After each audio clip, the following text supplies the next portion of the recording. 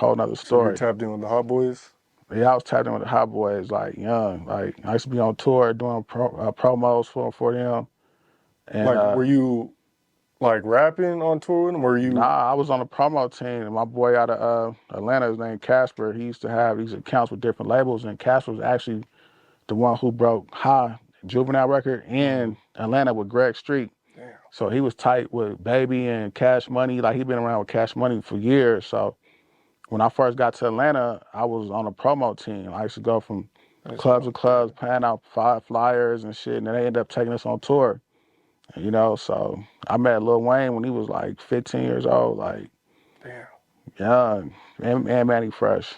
So that's dope to hear. Like, that's like a full circle moment. It's like, yeah, you look at all these credits now, but in the beginning, like you said, you was on the promo team, the marketing team. Like, Yeah, I looked at it like this is a way I can get my beats popping. You know what I'm saying? It actually opened up the doors. But so yeah, so we had this client named Totally Independent out of Nashville, and then the owner was cool with Baby, so Baby let them open up for the Hot Boys on the tour. So we went on tour to do promo runs, and me and Buck got tight. I got pictures still of me and Young Buck when we was younger, like we looking like the Hot Boys. We got the soldier rags, we got the white tees, and you know what I'm saying? So I always knew who Buck was, you know?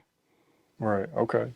Now, with the diss song, how did you feel about it when it came out? Were you kind of like, this is dope, but it's kind of awkward, and you're like, I don't know if or like, how did you kind of look at it? I was just happy Buck was rapping on my beat. Because I was literally sending him beats for like 6 months before he did that. Did you know it was a diss song right away, or was it kind of subliminal? Like, I don't know. Like, nah, that was a record when he really went in on 50 and all of them, you know?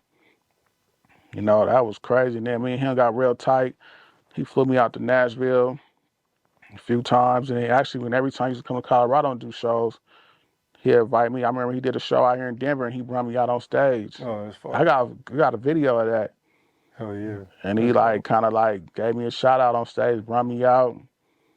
Right. That was dope. So then I produced so many records. Like we did probably 3 mixtapes together. Right. Yeah. So what was it like from your perspective, and like, how were people in the Colorado hip hop scene, both Denver Springs, wherever, or like, how were they looking at you, you know, making these big moves, working with the Young Bucks, the Hot Boys, being around the Lil Waynes, like being around all these people who obviously, you know, they're legends. When Colorado people are seeing you doing this, what were you getting a lot of like praise and love? Was it coming with some like hate too and stuff, or like I mean, they looked at me like a legend. I was the first dude to do this. You know what I'm saying? Like, for real. Like, I never really said Colorado. Like, even though I wasn't born here, but I love the CO. So it was like I always try to come back and do something, or like I still work with a lot of the artists. I never was felt like I was too good. You know, and even times an artist would fly to Atlanta or LA, they'd tap in with me. I'll be like, yo, pull up. You know what I'm saying? It's all good. But I mean, I do deal with the hate too, though. You know, I deal with a lot of hate.